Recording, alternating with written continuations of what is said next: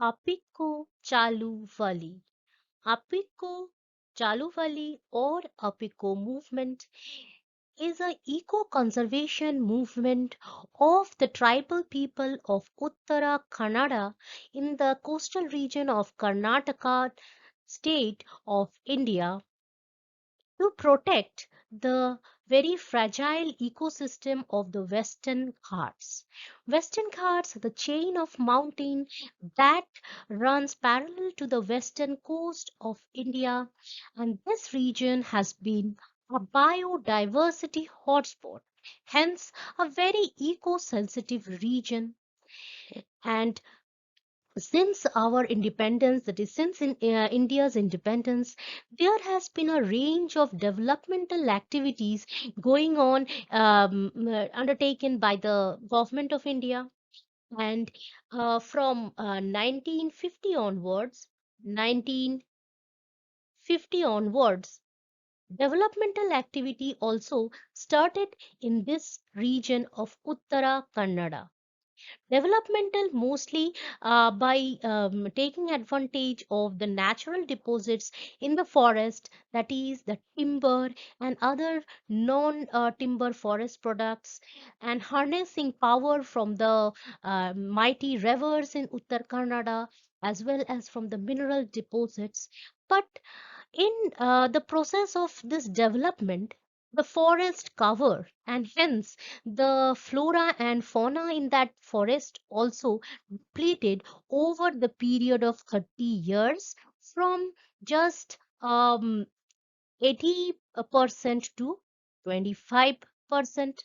So the forest cover, it reduced from 80% to 25% over a period of 30 years. And as a result, the tribals living in this area, in the forested area, who are totally dependent upon forest produce, they understood, they realized the ecological problem that has arisen due to this developmental activities.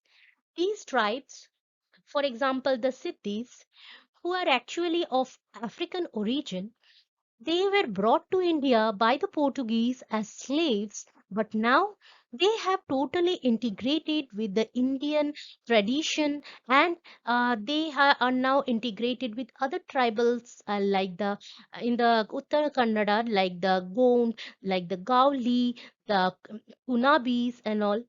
The Gauli, they are actually the cattle herders, that is, rearer of goat and cow, and they have actually migrated from Maharashtra to Uttara Kannada.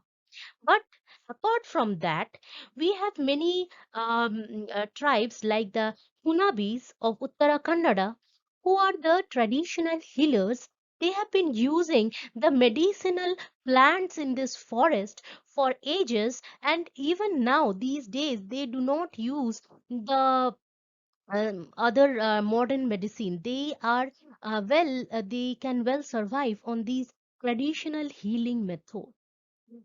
So these are the Kunabis tribe of Uttara Kannada. There are also the Gaud tribe of Uttara Kannada, who also are dependent upon forest produce. They not only stay in bamboo house, but also they make various type of decorative handicraft item with bamboo. And even in their dance, that is the Gusati dance, which is famous tribal dance of Uttara Kannada, there also they are using the bird feathers as a form of their attire. So we see that in every sphere of the life of these tribals, they are entirely dependent upon the forest produce. The Holaki Vocaligas, they are also a tribal community in this Uttara Kannada, and they actually resemble the tribal community of Masai Mara from their by their attire, their colorful beads, and their use of flowers in their attire. They look like they resemble the African tribes. But whatever be their ecological role, their social role, all these tribes, they united to a common cause of preserving their forest, because these are the forests are their homeland. They use the forest sustainably for their livelihood. But due to the commercial utilization of the forest, that is in the form of development, the forest was getting depleted of its resources in a much faster way, in a faster rate than it was getting replenished.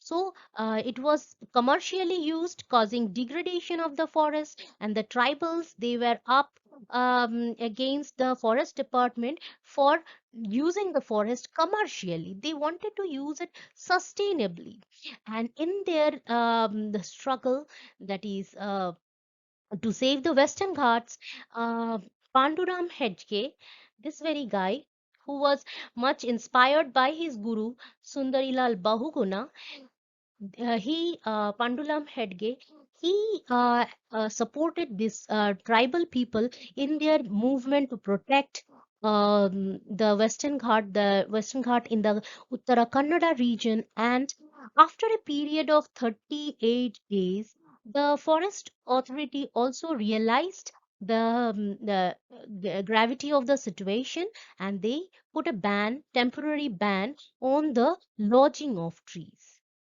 Hello friends, I am Dr. Antika Das, and in this video I am going to talk about eco-conservation movement, Appiko movement in India. Almost there are also 6 or 7 other such type of movements and videos of this all these eco-conservation movement.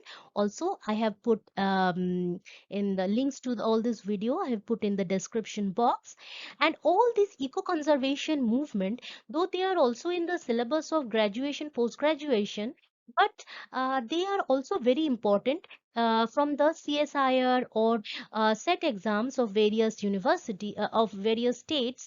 And so we see that this is quite important from competitive exam point of view, also from the syllabus of BSc and MSc syllabuses also. So this is the Apico movement is the last of these series. No, not the last, but I'll be making Narmada Bachao also. That video will soon come. So let's begin with the Apico movement video. So this is the state of Karnataka in red, and this is the region of our interest, that is the Uttara Kannada. We see that this is a coastal area, but apart from having the coastal region, it is harboring the Western Ghats. Western Ghats are a chain of mountain that is occurring parallel to the coastal region of west coast of India. So we are seeing that in the coastal region also, in the mouth of various river as well as in the coastal area, we are also getting mangrove vegetation in Uttara Kannada. So we see there are two type of forests. That is, one is the montane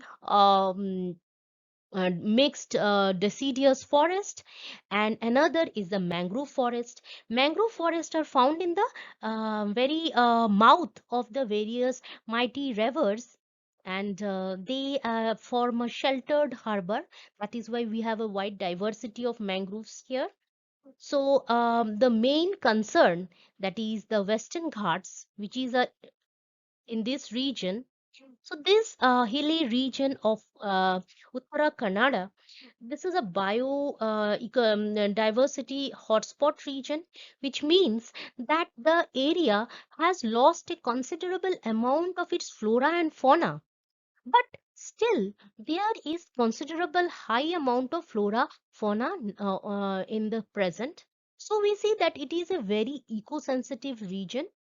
So over the period of last 30 years, that is from 1980 to sorry 1950 to 80, these entire period, that is of 30 years, uh, 1950 to 1980, there has been a increase in uh, um, deforestation activity, that is almost 65% of the forest cover gone within this 30 years, because the government tried to improve the life of the people by setting up factories, that is paper, plywood factory. And also the government, seeing the immense volume of water in these rivers, they also started damming the river and producing power.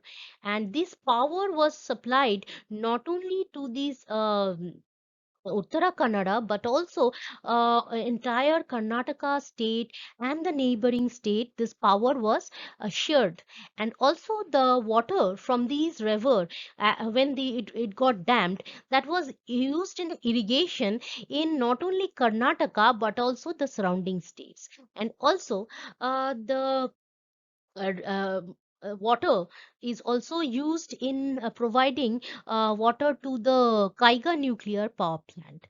So we are seeing that damming of river was has got many important benefits. But one thing is that as there was damming in various rivers like Kadra, like Kadra, Kadra River, Kali River, and Sharavati River. These three rivers were dammed during this period of 30 years. And so this Kadra River, they had three dams. Kali River, five dam. Sharavati had three dam. All these river, they has been dammed several times and power generated. But at first the power generation was much higher. Gradually, as a result of reduce amount of precipitation, the quantity of river water also decreased. Now the condition is that not all the turbines function because of lower amount of water. And also now there have been plans to dam the Bhetti and Aghnashini river. The Bhetti and Aghnashini. So all these two rivers are also, there are planned to dam these rivers. But since we are seeing that though earlier damming of the river, initially there was high power generation, but now due to the scarcity of water, there has been reduction in power generation. So we are seeing that not only the power sector is, initially it was showing much promise, but now it has, the efficiency has reduced. So is the case of forestry. Paper and plywood, they were generated from the forest area, but due to commercial logging, there has been a significant reduction in the forest cover. So, when there was a reduction in the forest cover, the state forest department, they thought of introducing monoculture of economically important species. But the reduction of forest cover has already caused a concern among the tribals. And the monoculture, they of invasive trees, foreign trees, like for example eucalyptus, there is a damage to the ecosystem. Because see, in a mixed forest there are different trees, and as because there are different trees, so there will be different wildlife that is dependent upon a tree. But in case of monoculture, there will be only one or two type of animals that will be dependent upon that single type of tree. So monoculture, it reduces the number of species of animal dependent on these trees, because there is only just one or two type of tree in mono or biculture. That is why monoculture was not preferred by the tribals. So they thought of again regenerating the mixed forest. Also, these monoculture tree, they were foreign trees. So the animals that were dependent, say for example, eucalyptus that were taken from Australia, we know that it is native there. But we, as because it is a not a native tree, so we do not have the animals that will be dependent upon that tree, because these western ghats, they have a wide variety of insects, especially honeybees, which are dependent upon the mixed forest, and the tribals who are also dependent upon this honeybee for their honey, which is a non-timber forest produce um, that are sold by the tribal people to earn their livelihood. So, monoculture means there will be a reduction in these pollinators like honeybee, which will in turn reduce the honey production. So, we see that not only monoculture reduces the the tree diversity and the animal diversity, but also this monoculture will cause a reduction in the income of the tribal people. And tribal people, they use the forest very sustainably. They use it only to the point that is needed for their survival, day to day survival. That is, so this is the basically the backdrop, that is over the 30 years of period of so-called development, there has been a reduction in forest cover. And as because there has been a reduction in forest cover, there has been high amount of soil erosion, because there is when there is no when there is a denudation of the hilly slopes, then as because there is no root of the trees to hold the soil back, so there is soil erosion. Also at the same time, as because the topsoil is gone, when there is rainfall, then there is very little percolation of water to the underground aquifers. So the groundwater level has also decreased.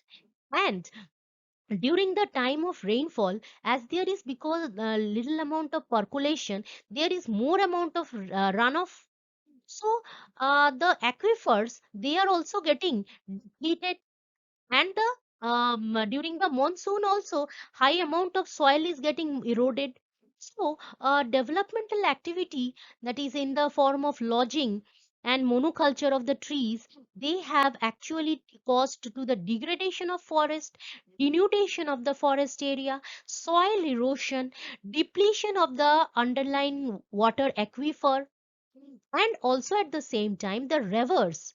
And because the forest cover is now gone, and we know that though the monsoon rain are mostly caused by the uh, the wind coming from the ocean, but a considerable portion of the transpiration from the forest tree also added up to the amount of rainfall. The rainfall has reduced because of the absence of forest cover. So the amount of water in the river has also reduced, which has reduced the power production of the various power plants set up by the damming of these river. So what earlier was thought to be a developmental process has led to ecological disturbances.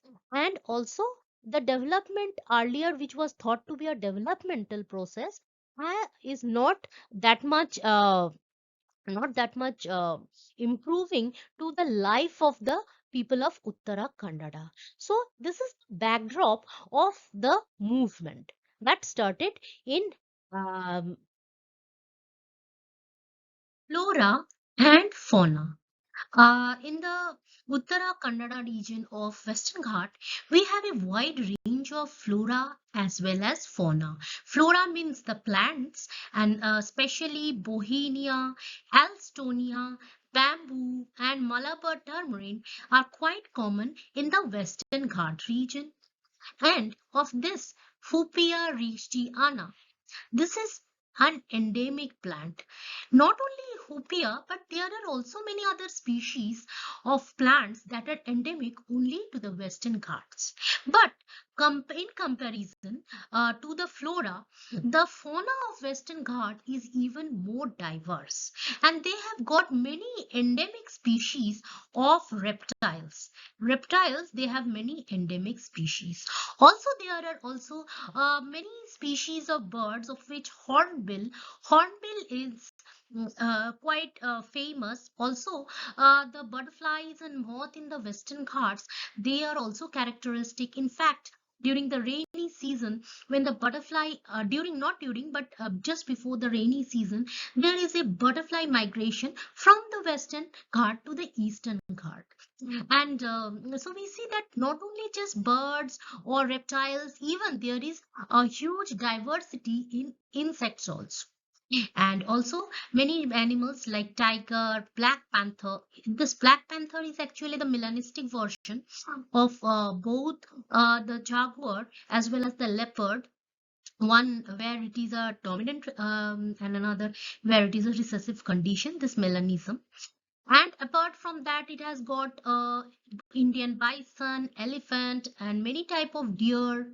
And this mouse deer, this one is also very common in the Silent Valley region.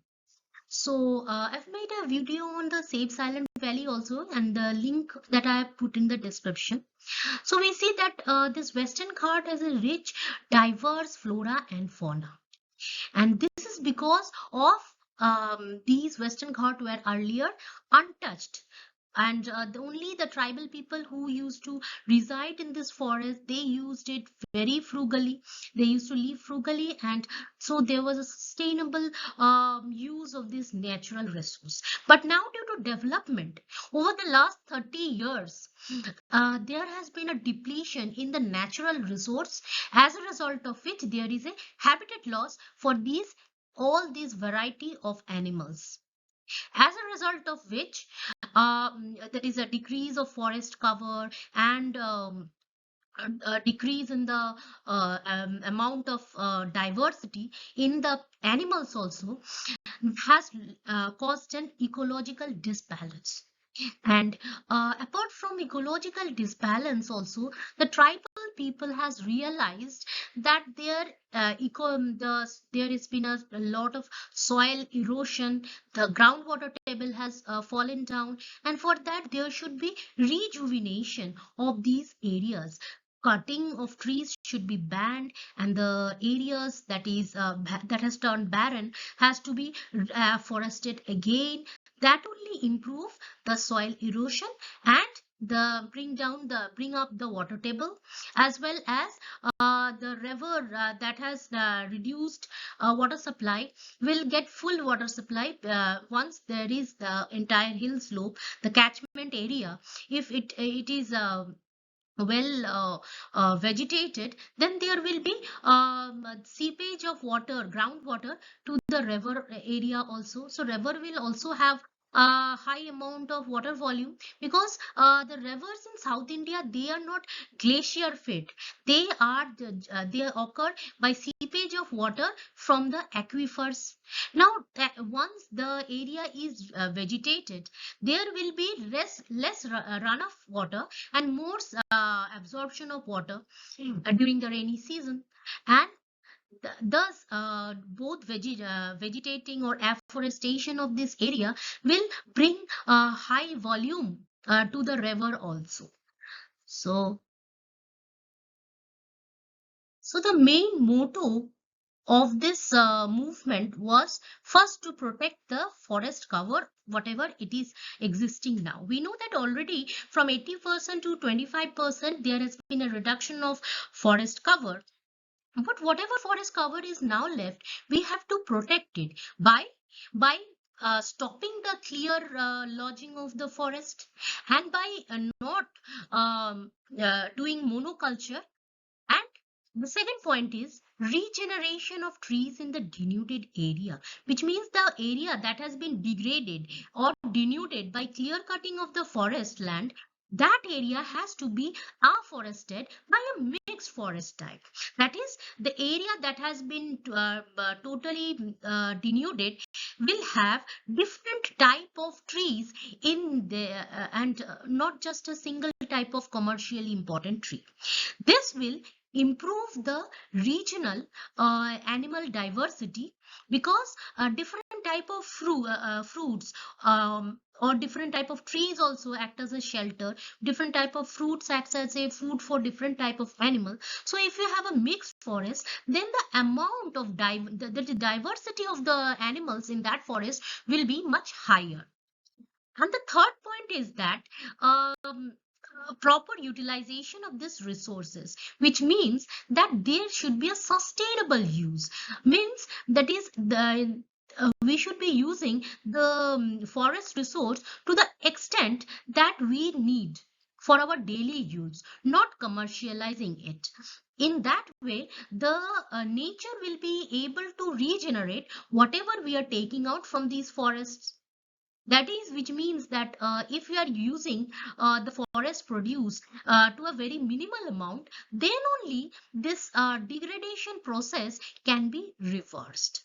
So these are the three mottos, and in fact, these three not only improve the floral as well as faunal diversity, but also it will help improve the life of the tribals. How?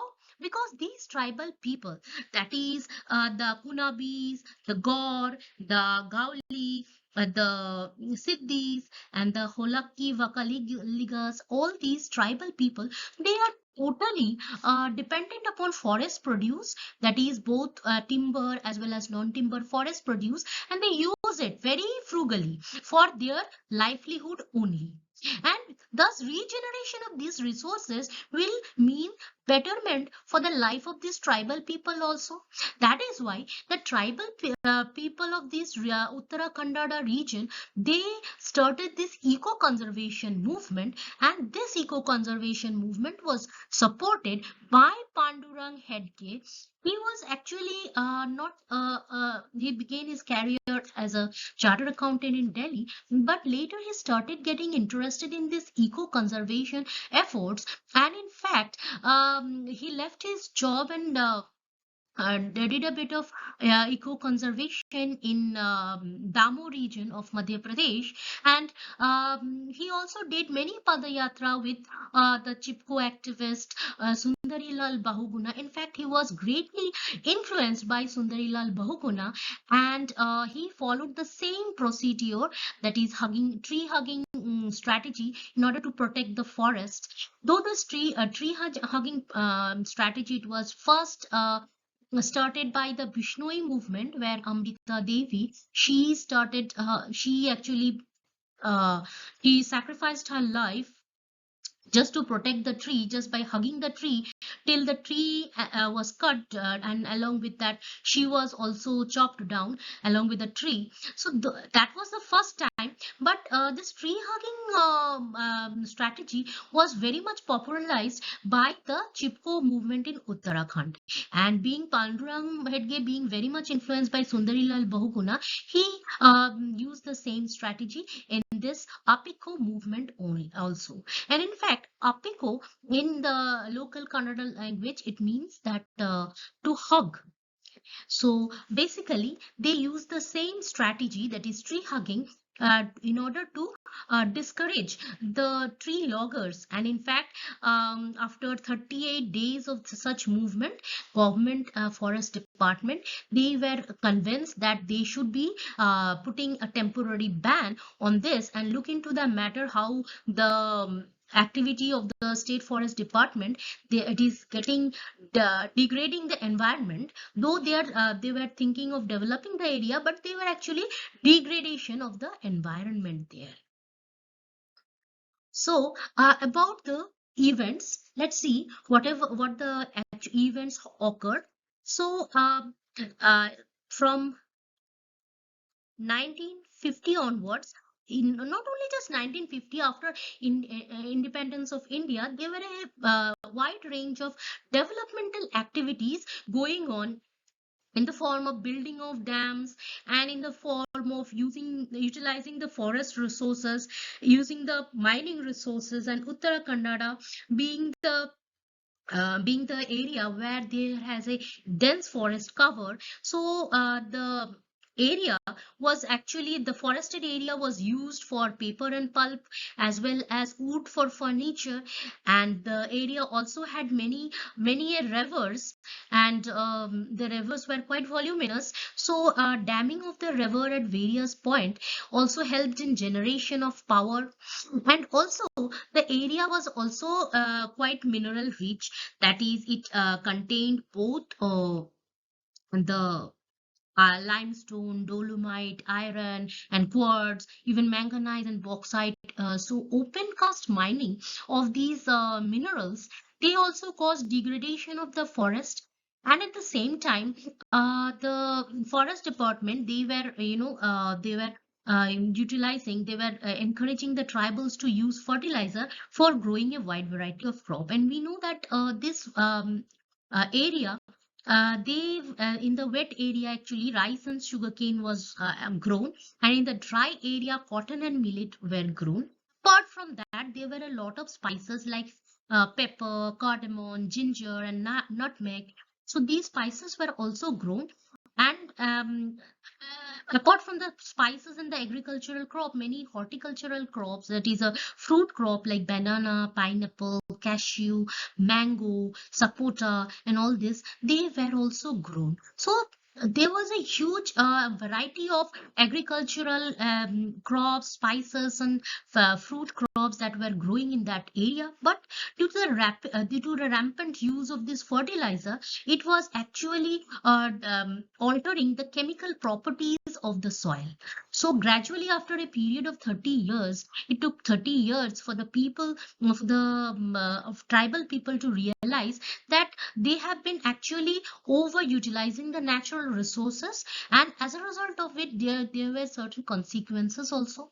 So after say for example 1980, during the time, that is 1980, so they gradually realized that they are overutilizing the forest produce. So the when logging action, clear felling of the forest were taken place in the Sirsi Taluk, people of the villagers of the Salkani village, they actually set a petition to the forest department, so that the Khalse forest and Bilegal forest that belong to this Hulekal range, that these the clear felling activities, that is clear felling of the trees, should be stopped in this Hulekal range. And in fact, this Khalse forest and Bilegal, sorry, uh, this Khalse forest and Bilegal forest, they were the community forest that the villagers used in order to, you know, in order for their daily day-to-day need. And not and so they requested the forest department not to do clear felling of trees in these two forests.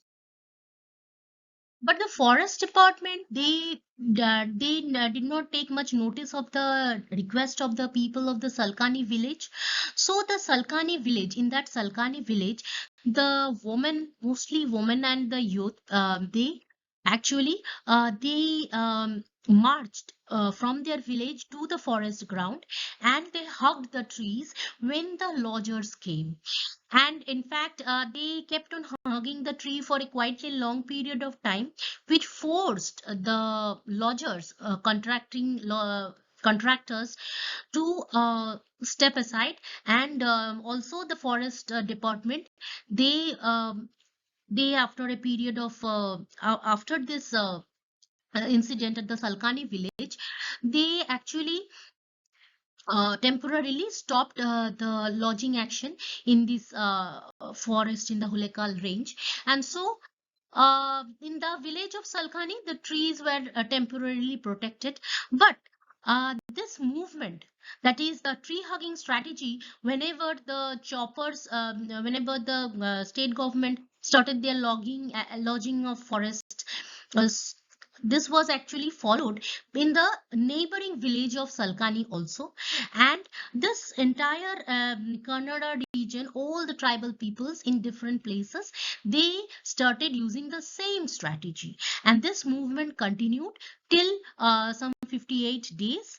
And then the government of the forest department, they imposed a temporary ban on the clear felling of the forest area in the Uttara Kannada region. And during the entire process, though the tribals, they were the ground eco-conservationist, but Pandurang Hedge, he also provided support, as well as he also provided much needed assistance to this movement. And the movement was a success. After 58 days, there was a ban was put on the clear felling of trees. And in fact, the after this entire movement, many Mahila Udyog, also the Mahila Mandal of this Mahila Mandals, as well as the Yuvak Mandal, they also started to afforest the area by setting up certain decentralized nurseries of mixed type of trees. And in fact, in the barren area, they started doing this afforestation work, along with reducing the use of forest produce. That is, they started using this forest produce very frugally. And in fact, they have stopped using the firewood, and in fact, they have started using the gobar gas plant. So this movement was a success. So what was the effect?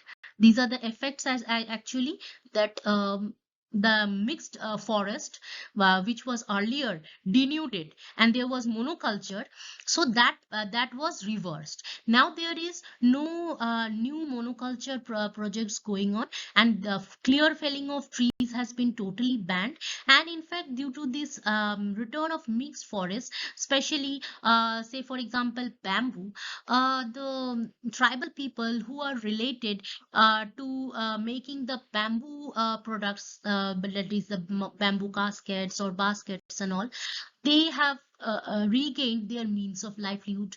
Also, for example, the tribal people, they that is the Hunabis, which are the tribal healers, traditional healers, they have also started using their traditional medicinal plants that were earlier getting endangered. Now they have got quite abundance of these plant again.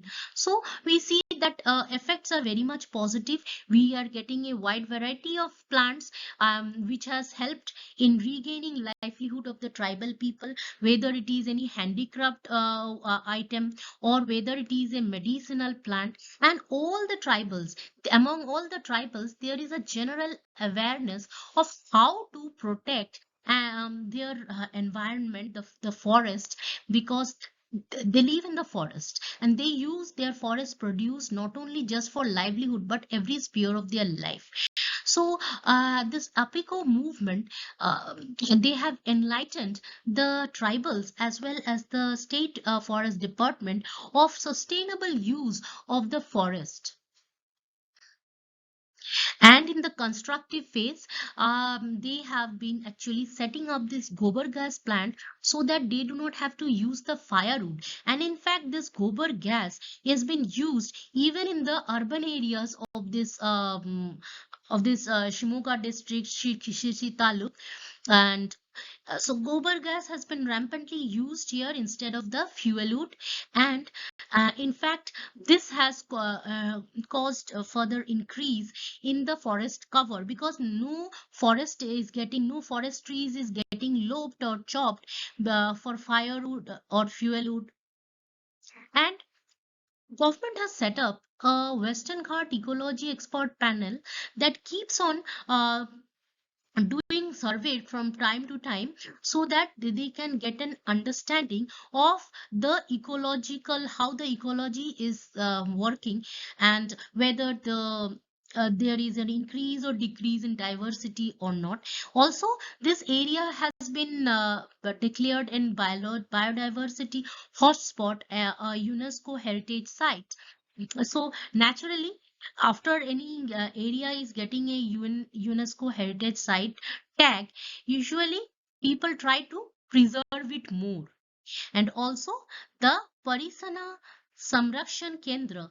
This has been set up by the Yuvok Mandali, and where they not only just monitor the diversity, but also they have set up nurseries to the uh, improve the diversity of the degraded land or denuded land.